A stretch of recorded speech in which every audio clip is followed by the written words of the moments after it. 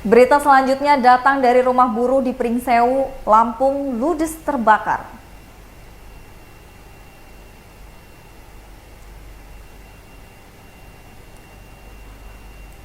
Warga di Kabupaten Pringsewu dibuat geger dengan peristiwa kebakaran rumah seorang buruh warga RT 02, RT 05 Pekon Woidadi, Kecamatan Gadingrejo, Kabupaten Pringsewu.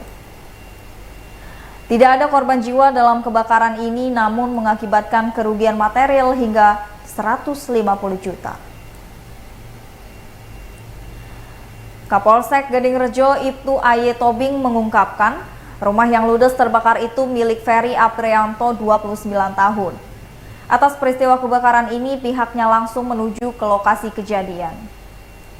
Informasi lain berhasil dihimpun, lanjut Tobing, warga sekitar melihat api sudah berkobar. Kemudian merambat membakar atap rumah Ferry, yang kemudian membesar saat itu rumah sedang dalam keadaan kosong. Sehingga ini merembet ke rumah sebelah milik Tumiran. Kemudian warga menggunakan air dan alat seadanya mencoba memadamkan api. Ini ditambahkan oleh Tobing sekitar pukul 17.00 WIB, petugas pemadam kebakaran datang menggunakan 2 unit mobil damkar BPBD Pringsewu. Lantas sekira pukul 18.00 waktu Indonesia bagian Barat, api dapat dipadamkan.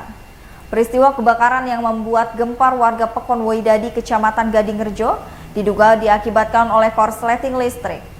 Saat itu lanjut dia, rumah ditinggalkan pemilik dalam keadaan kondisi masih menyala.